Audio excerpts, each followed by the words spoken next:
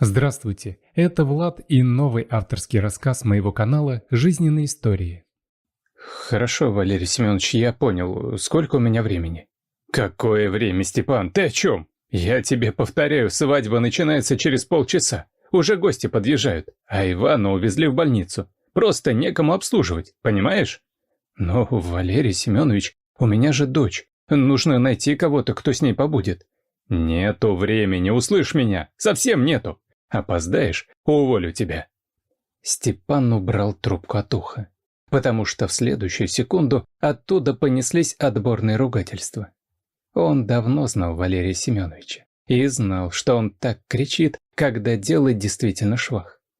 Он посмотрел на Машу. Его дочери недавно исполнилось 7. В этом году идет в школу. Спасибо маме, очень помогает с тех самых пор, как Лиза сбежала от них. Но сегодня мама и сама на работе. Что делать-то, а? Маш. Что, пап? Маш, вот скажи мне, ты взрослая девочка? Ну, конечно, я же скоро в школу. Дочь при этом была настолько серьезной, что Степан с трудом сдержал улыбку. В последнее время она очень часто повторяла, какая взрослая. Но имелось одно «но». Маша была настолько непоседливой, настолько любопытной и справедливой, что иногда Степана это пугало. «Маш, понимаешь, мне очень-преочень нужно на работу. Бабушка тоже на работе, и придется взять тебя с собой. Но ты должна мне пообещать, что будешь вести себя тихо и ни к кому не приставать». Она вздохнула. «Пап, ты так говоришь, как будто я маленькая. Я же все понимаю. Если я буду мешаться под ногами, то ты меня больше не возьмешь. И вообще тебя уволят, и нам нечего будет есть». Степан рассмеялся. «Да уж и правда совсем большая». Валерий Семенович с сомнением посмотрел на Машу, потом вздохнул. «В моем кабинете есть телевизор, бумага и ручки. И что-нибудь сладкого принесите, девочки». Маша с самым серьезным видом ответила. «А от сладкого зубы портятся». Валерий Семенович усмехнулся, повернулся к Степану. «Ну, что стоим? В зале полный аврал». Степан быстро проводил дочку в кабинет и бросился переодеваться. Когда вышел в зал, немного ошалел. Народу было столько, что яблоку негде упасть. Видимо, гуляли люди небедные. Он сразу включился в работу. Думать, рассматривать было некогда, потому что праздник набирал обороты. Не к месту вспомнилась Наташа. Степан грустно улыбнулся. Наверное, она уже давно замужем, и свадьба у нее была такая же, а может быть даже покруче. Перед тем, как жениться на Лизе, была у Степана любовь. Девушка по имени Наташа. Нежная, красивая, мечта, а не девчонка. Как думал Степан сначала, она такая же, как он. Простая и хорошая. У них было столько планов. Доучиться, устроиться на работу. Сначала жилье, потом ребенок. И, наверное, все именно так и было бы, если бы в один прекрасный день он не узнал, что Наталья его обманывает, причем абсолютно во всем. В тот день они гуляли и очень проголодались. Степа предложил зайти в кафе. Наташа как-то замялась, а они стояли как раз у заведения. «Может, еще пройдемся, найдем что-нибудь другое? Здесь, наверное, дорого очень». «Наташ, перестань. Уж за кафе-то я смогу заплатить». Она вздохнула и обреченно пошла вперед. Выбрала самый дальний столик. Степан тогда еще так удивился. Она ведь любила простор, а тут темный уголок. Они уже пили кофе. Наташа заметно расслабилась, когда к ним подошла какая-то девушка. Как оказалось, хозяйка кафе. «Наташка, привет. А ты чего не позвонила, что зайдешь? И почему здесь сидишь? Как простая смертная, не могла сразу ко мне». Она безо всякого перехода повернулась к Степану. «Меня Юля зовут». «Степан?» Он улыбнулся.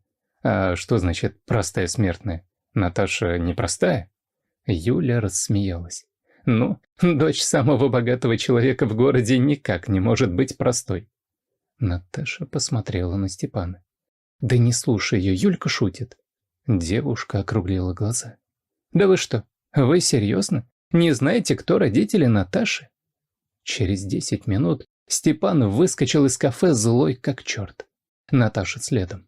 «Степ, подожди, ну что ты как маленький? Да какая разница, кто у меня родители? Ты же не с ними встречаешься!» Степан резко остановился. «Наташ, а при чем тут родители? Ты скрывала от меня свое положение, не знакомила меня со своими друзьями. Тебе, наверное, просто стыдно было за меня. Ну еще бы, какой ты там...» «Степа, остановись. Все немного не так, как ты думаешь, вернее, наоборот, я все объясню». «Да не нужно мне твоих объяснений. Я понимаю, у вас у богатых свои игры». Он рванул с места, как будто за ним стая собак гналась. Наташа осталась на месте. Он уже не видел, как по щекам ее текли слезы. Да и не хотел ничего видеть. Считал, что она его предала, посмеялась над ним. Конечно, потом, когда весь его пыл пропал, он сожалел, что не дал Наташе объясниться. Может, у нее были какие-то другие причины, чтобы все скрывать, но... Он сразу заблокировал ее везде и даже перестал общаться с общими знакомыми, чтобы ничего про нее не знать. Тогда все они были молоды, горячи. Через 2 месяца Степан женился. Сам себя убеждал, что любит Лизу, потому и женится. Но в глубине души противный голосок зудел, что все это только назло Наташи. Только чтобы забыть ее. «Степан, там какая-то суматоха». Степан посмотрел туда, куда указывает его коллега. У стола невесты был настоящий переполох. Интересно, что там произошло? Они бросились туда. И тут Степа увидел, что его Маша быстро пробирается от стола к кабинету хозяина. Ну неужели что-то натворила? Вот он ей задаст. Жених лежал на полу. Рядом суетилась невеста, гости, кто-то крикнул: «Я доктор, пропустите!» Через 2, если не меньше минуты, уже приехала скорая. Невеста стояла к нему спиной. А когда повернулась, Степан невольно выдохнул. «Наташа?» Она вздрогнула, посмотрела на него. Долго так смотрела и отвернулась. Ну а что он ожидал? Свадьба остановилась. Не прошло и получаса, как в зал вошли полицейские. «О, что-то интересное начинается», — Степан кивнул. «Начнут нас теперь трясти. Хотя, ну не от еды же он в обморок грохнулся». «Пап, я знаю, что произошло. Я пошла посмотреть на красивую невесту и все видела». Последние слова Маша сказала так громко, что услышал один из полицейских. Он сразу подошел к ним. «Чей ребенок?» Степан мрачно посмотрел на дочь, и та сразу стала рассматривать соринку под ногами. «Мой. Пройдемте в кабинет директора. Поговорим с ней в вашем присутствии». Степан кивнул, взял Машу за руку, и они пошли вслед за полицейским. Там, в кабинете, были уже родители невесты, сама Наташа и еще какие-то люди. «Садись, никого не бойся и просто расскажи нам, что видела». Маша серьезно кивнула и стала рассказывать. «Я, когда поняла, что папа очень занят, решила сходить посмотреть на невесту. Они ведь такие красивые всегда. Я их вблизи никогда не видела». Степан хотел поторопить дочь, но полицейский сделал знак не мешать. Наташа внимательно смотрела на девочку. «Я там долго стояла.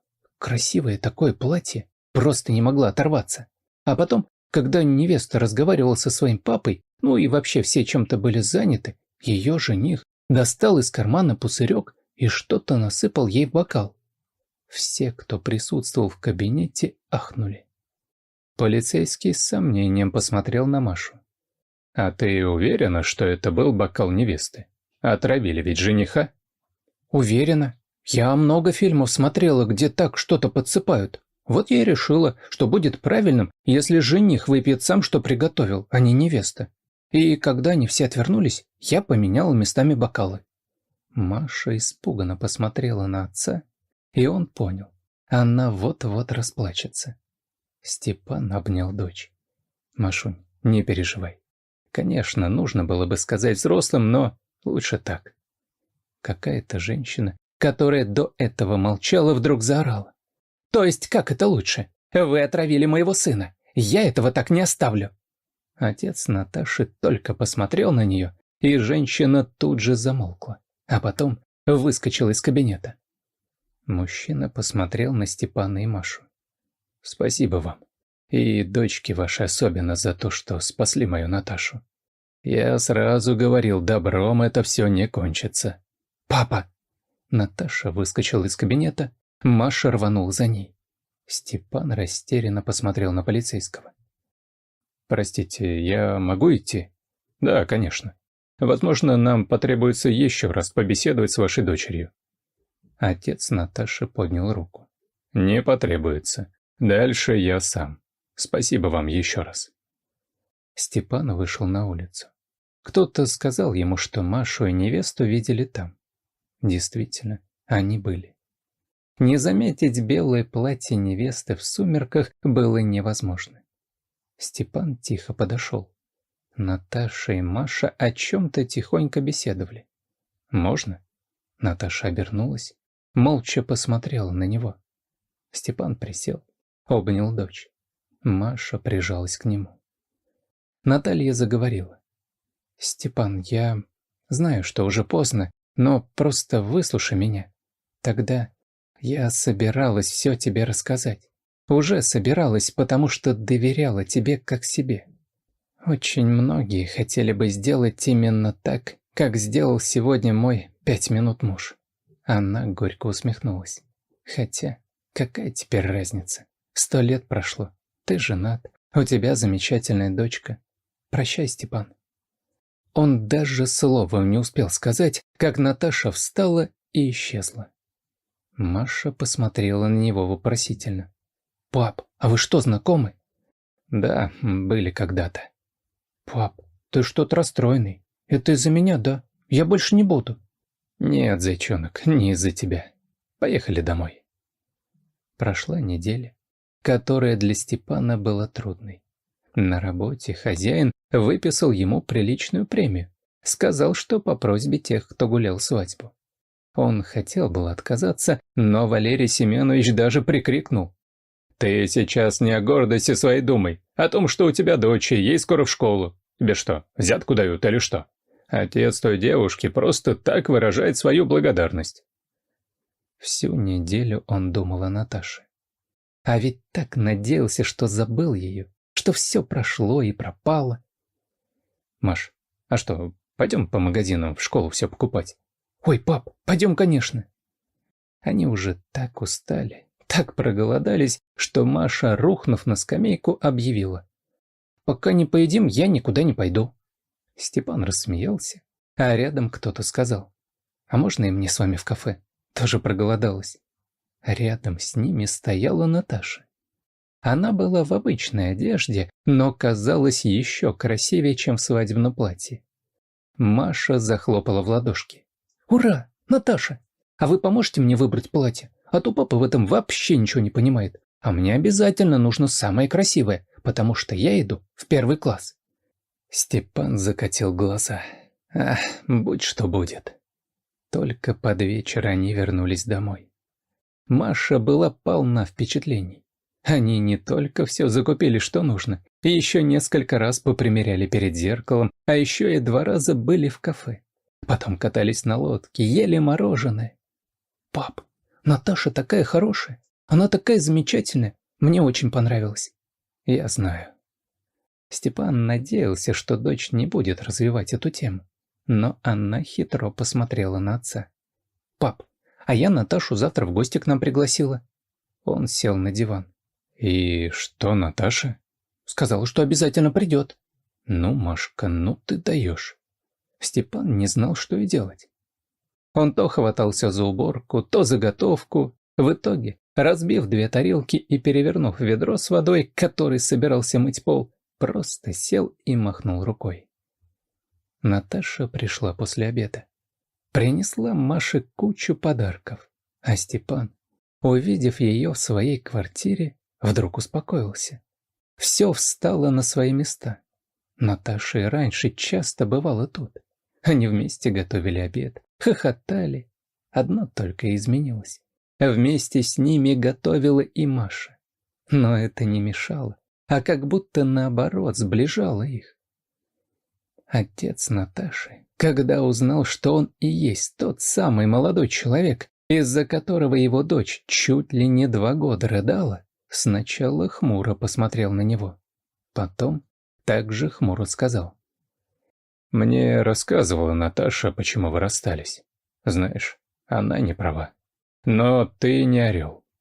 Степан улыбнулся. Согласен. Сейчас бы самому себе морду разбил. Тому. Свадьбу решили не устраивать. Расписались тихо, никто даже не знал. Решили, что пышное торжество устраивать не нужно. Это не самое главное в жизни. Столько времени потеряно. И тратить его на никому не нужные праздники не хотелось. Правда, пришлось немного подождать, пока очухался муж Наташи, пока его осудили и пока Наталья получила развод. Но это было уже совсем неважно, потому что, наконец, они были вместе. Если вам понравился рассказ, очень надеюсь на вашу поддержку кнопкой «Палец вверх». Спасибо и всего доброго. All right, everyone's presentations are done. Nick, the manager, said as he tried to move the discussion forward. Excuse me, I haven't. I recently found out something. Nick interrupted me and began to speak. There's apparently someone in this department who didn't graduate high school and is just a part-timer. Meetings should be for employees only. Absolutely right. His lackey, Mike, of course, agreed with Nick. I'm leaving. After leaving the meeting room, I started to shut down my computer. I noticed that an email had arrived, not in my personal inbox, but in the company's shared email. Thinking, there's no point in speaking up, no one will listen, I went home quietly. The next day, I heard a commotion from Nick's desk. He was staring at his computer screen, his face pale. Nick? Is something wrong? Mike looked at the screen with him. And he turned even paler than Nick. Why is he so angry? Knowing the reason for Mike's distress, I thought to myself, serves them right. My name is Adam. My mother passed away when I was in the 9th grade, and I was raised by my father. Well, you could hardly call it being raised. After my mother passed, my father changed. He drowned his sorrows in alcohol, and though he still went to work, he squandered our living expenses on horse racing. Because of that, I had to start working part-time as soon as I entered high school. Every month, I went to the convenience store with bills in hand that couldn't be auto-deducted from my father's account. Even though I endured it because I didn't want to be alone, I reached my limit in my 2nd year of high school and dropped out. I found a live-in job at a distant inn. Thank you for everything. The day I left home, my father, still staring at the TV, spoke. Take care. That was our last conversation. Back then, 18 wasn't the age of majority, so I needed my father's permission to work, and I couldn't hide my place of employment. Yet, my father never visited me even once. I kept working just to survive, and before I knew it, I was 42. Years of hard work paid off, and I was transferred to the headquarters. I was thrilled to be recognized by the company, as I thought I'd be working in the field until retirement due to my lack of formal education. Listen up. Our work can change the future of our employees. Don't drag us down. On my first day after the transfer, Nick, dressed in an expensive suit, spoke sternly.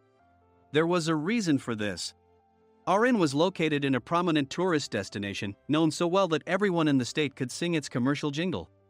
At its peak, we had 5 locations within the state. But that was long ago. Due to financial difficulties and aging facilities, only the place where I had worked for many years and the original establishment remained.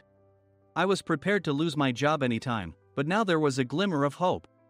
With the rise of social media, the tourist area where the inn was located started gaining attention again. Depending on how hard the sales department, where I was transferred, worked, we could either thrive or be forced to give up this prime location to the new hotel chains continuously popping up. For Nick, who had switched careers from another industry to strengthen our sales, this was a battle he couldn't afford to lose. I understood why he had to be strict. I will do my best. Nick sneered at my enthusiastic declaration. Did you not hear what I said? I'm sorry. I thought I was listening carefully. Out of habit from years of customer service, I apologized reflexively, though I had no idea what had offended him. Someone was watching me with a smirk. In this department, there are those who are expected to excel and those who have been shoved here because they have nowhere else to go. You are the latter. It was Mike, the section chief. He's 7 years younger, at 35. But he was called to headquarters much earlier than I was and had been moving around within the headquarters ever since. I'm not jealous, but I can't accept that he's my boss. Graduating from a prestigious university, he has an unusually high pride and caused many problems as a newbie, making things very difficult for me when I was the front desk leader. When I found out Mike was transferred to the sales department a month before me, I was disheartened. Mike is right. With just a middle school diploma, there's not much you can do. Don't even think about achieving results. As if I didn't exist, Nick remarked, "I'm thirsty." Mike eagerly ran to the coffee maker. It seems Mike is Nick's lackey. I regretted being happy about my transfer to headquarters, wishing I had stayed on site forever. Send a direct mail to every company on this list by the end of the day. Nick only assigned me tasks that even a new graduate could handle. What? There are over 1,000 companies. You want me to send to all of them by today? Yes, if you and your fellow misfits split the work, even those with nowhere else to go should finish by today. I glanced at the employees typing away expressionlessly. They were worn out from customer service, only thinking about leaving on time, or were women reassigned after having children, with zero motivation for work. Even Sam, a new graduate from the same university as Mike, who was supposed to be among the expected achievers, had no enthusiasm for the job, having joined the company wanting to do customer service. "I don't care what they say, I plan to quit anytime," he said. Only Nick and Mike were highly motivated, making all the decisions between the two of them. I originally only wanted to work at the inn to survive and had no particular attachment to this job. I swallowed my words, thinking I had no right to reprimand them. About a month after the transfer, Nick told us with a frustrated look, "To commemorate the 50th anniversary, we've decided to create a plan exclusive for one group per day." Originally, Mike and I were supposed to come up with it, but our president, Mr. Thompson, insists on hearing everyone's opinions. "So, you all get a chance." As Nick explained, Mike began handing out prints. "Make sure not to embarrass Nick. If your ideas are half-baked, you'll have to redo them." It seemed that they had printed his handwritten notes by Mr. Thompson, which included several questions and a section for free responses. It made sense why Nick had to seek our input, given that all responses had to be submitted to Mr. Thompson. We were given a week to think about it, and a meeting was scheduled to compile our ideas. My plan is to let guests enjoy both the old and modern America. Nick began the presentations. Guests would watch a master confectioner at a nearby traditional sweet shop make sweets in front of them. The welcome drink would be premium tea in a bottle. Nick's plan was certainly attractive. After his presentation, Nick called on us to present in the order we were seated. Just as I stood up for my turn. "All right, everyone's presentations are done." "Excuse me, I haven't. I recently found out something." Nick interrupted me. "There's someone in this department who didn't graduate high school and is just a part-timer." He was likely talking about me. I joined the company as a part-timer and was made a full-time employee when I turned 20. That was 20 years ago, so Nick and Mike probably had no chance to know until recently. Meetings should be for employees only. Absolutely right. After that, Nick kept creating opportunities to solicit everyone's opinions, purposefully excluding me from speaking. The meeting unexpectedly heated up and went past the scheduled end time. A few people asked to leave, and the discussion continued with the remaining few. "Still here?" Normally, you'd leave in that situation. Though I had no attachment to the job initially, hearing kind words from customers made me want to make them happier. For someone like me, with nowhere to go, the inn was my home and customer service was my life. I felt pathetic about my current self. "I'm leaving." I left the conference room and started shutting down my computer. I noticed an email had arrived, not in my personal inbox, but in the company's shared email. Thinking no one would listen to what I had to say anyway, I quietly went home. The next day, while preparing the DM as instructed, I heard a commotion from Nick's desk. In his haste to stand up, he hit his knee on the desk. He stared at his computer screen, his face pale. "Nick? What's wrong?" "Mike, thinking he should be the first to rush over, approached Nick while still wearing his coat. He peered at the screen with Nick. And he turned even paler than Nick. Why is he so angry? Who is responsible for this company? Nick, more irritated than ever, asked, and Mike answered without checking. Probably Sam. Sam wasn't there because he was attending a morning training session for new hires. Nick gave up on getting angry and returned his gaze to the screen. They were looking at an email that arrived right after the end of the working day yesterday. Apparently, no one, including me, had checked it before leaving. The email was from a large company that used us for their annual employee trips. The president and executives of that company also frequently used our services personally. President of the company, Mr. Mason himself, had declared that neither he nor his company would ever use our services again. Well, some companies cancel their employee trips or stop using our services due to financial struggles. Let's just move on. Mike kept wiping the sweat from his forehead with a handkerchief. Knowing why Mike was so agitated, I quietly watched their interaction. Do you know how much revenue we get from that company? We can find other guests to fill the rooms, but we'll lose the banquet costs, gift shop revenue, rental car fees, and more. Moreover, the gifts were supposed to be prepared by the traditional confectionery shop involved in Nick's proposed plan. If it's known that we incurred such a huge loss at this critical time, Nick's position in the company would be jeopardized. Nick took a deep breath, seemingly trying to calm himself. All right, Mike. Go to New York right now and apologize to Mr. Mason. What? You're coming with me, right? I have urgent work to do. I trust you, which is why I'm entrusting this to you. Please. Mike, believing Nick's sincerity, agreed with a determined look on his face, saying, yes. That's Nick for you. Even if Mike went to apologize, Nick would shift all the blame onto him if the client didn't change their mind. Well, it was Mike's fault to begin with, so it served him right. About 3 hours later, Sam answered a call from somewhere and repeatedly apologized, saying, I'm very sorry. Everyone watched to see what was happening. After ending the call, he informed Nick with a weary tone. When Mike arrived at the client's company, he only made things worse, further infuriating Mr. Mason. He was demanding, get his boss here immediately. It was no wonder Sam was exhausted, dealing with such a call right after returning from training. What is that idiot doing? All right, Adam, you're coming with me. If sacrificing Mike didn't work, then I must be next. Normally, I'd want to refuse at all costs, but I saw an opportunity in this situation. If I can be of assistance, I'd be happy to join you. I immediately followed Nick, and we flew to New York. When we introduced ourselves at the reception, it became clear how serious the situation was, as the receptionist personally escorted us to the president's office.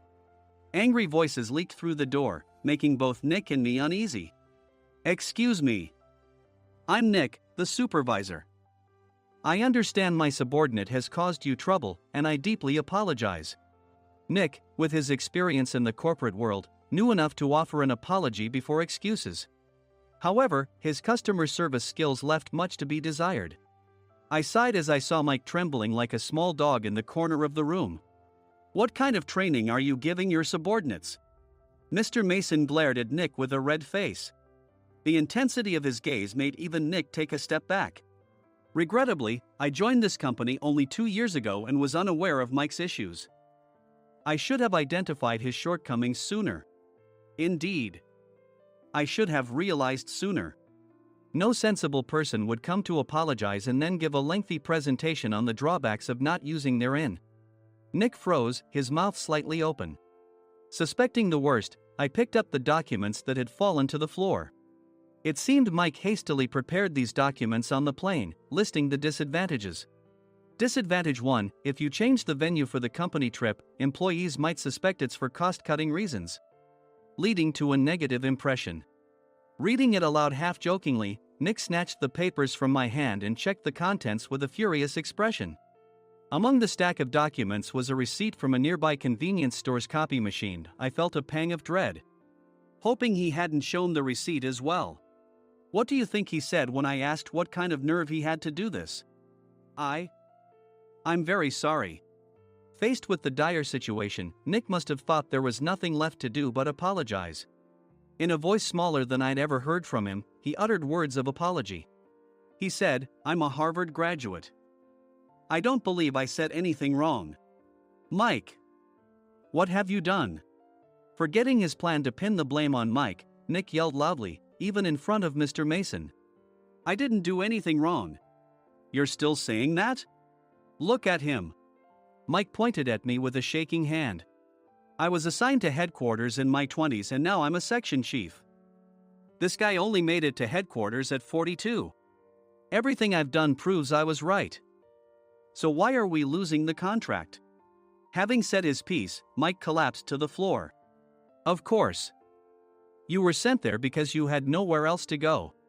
Mike never expected to hear such words from someone he looked down upon. He lunged at me, and Nick hurriedly stepped in to stop him. "Mr. Thompson told me Mike is a quick thinker, and to take good care of him." There's no way he was pushed aside. "Don't make things worse here. He didn't say quick thinker, he said only quick-witted, didn't he?" I don't remember that part. I recalled the many troubles Mike caused when he was a newbie. When Mike was on the front line, his pride was so high that he never apologized to customers. Customer service, especially in our job, doesn't work alone. It brings both good and bad situations. If the front staff or housekeepers made mistakes, or the cleaning company didn't properly clean a room, one had to apologize to the customers regardless of personal fault. Mike, in such situations, would never apologize, insisting he wasn't at fault. This often angered customers, and as the front desk leader, I frequently had to apologize on his behalf. He caused complaints and disrupted operations, which is why he was quickly moved to headquarters. In departments where he didn't interact directly with customers, his quick thinking was beneficial and things went well. But it seemed his flaws were starting to show. Corporate reservations are supposed to be entered into the system by the sales representative. But a quick check yesterday revealed that more than 10 items were missing from the client's reservation. The handover document clearly stated what needed to be prepared. Why didn't you enter it into the system? Why do we have to give them special treatment? Filling rooms near the banquet hall, setting up all the food in advance. Specifying the brand of wine, they're too demanding. No wonder he always angered customers, I thought, feeling a headache coming on. Grouping them in rooms near the banquet hall is for our benefit too. It makes it easier for the staff to set up beds and serve breakfast since everyone's schedule is synchronized. As for the other requests, Mr. Mason suggested them to lighten our load. I didn't know that. Nick finally seemed to realize that Mike was the one who had angered the client.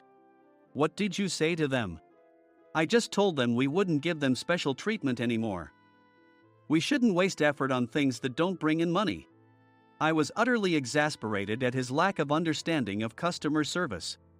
Of course, we shouldn't comply with unreasonable demands. But carrying over successful practices from past stays makes customers feel remembered and enhances their experience. Good memories encourage repeat visits. That's part of our job. I looked down at Mike, who was sitting on the floor.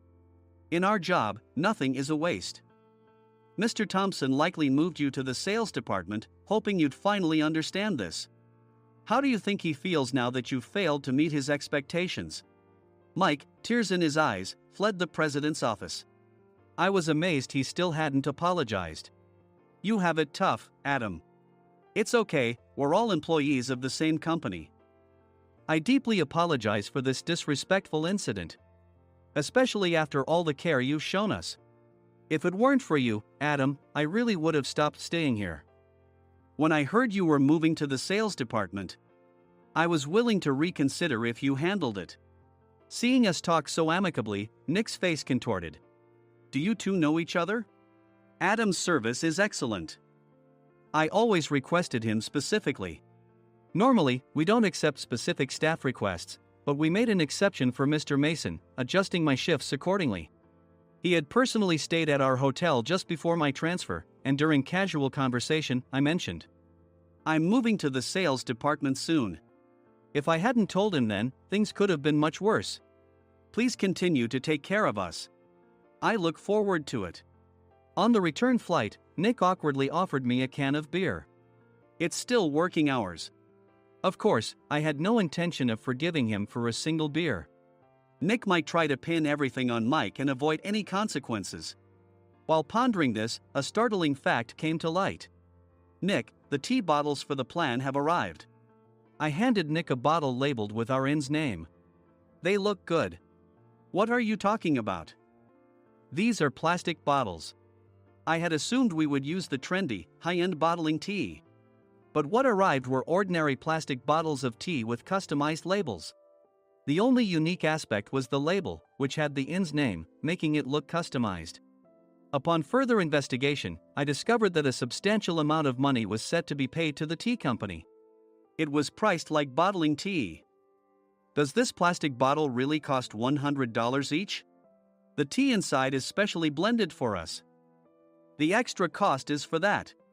Wouldn't it be better to use another tea company?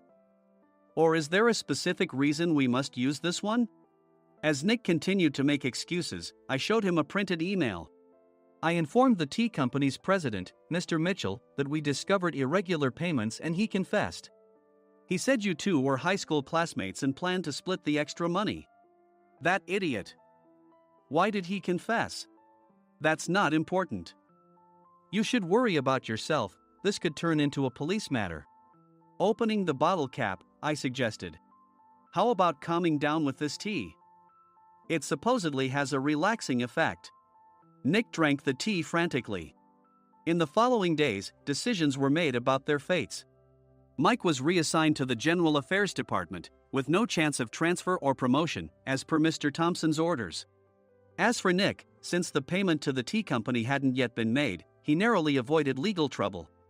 Instead, he was encouraged to leave the company, and to avoid further complications, Nick submitted his resignation. Rumor has it that connections between HR departments have made it difficult for him to find new employment.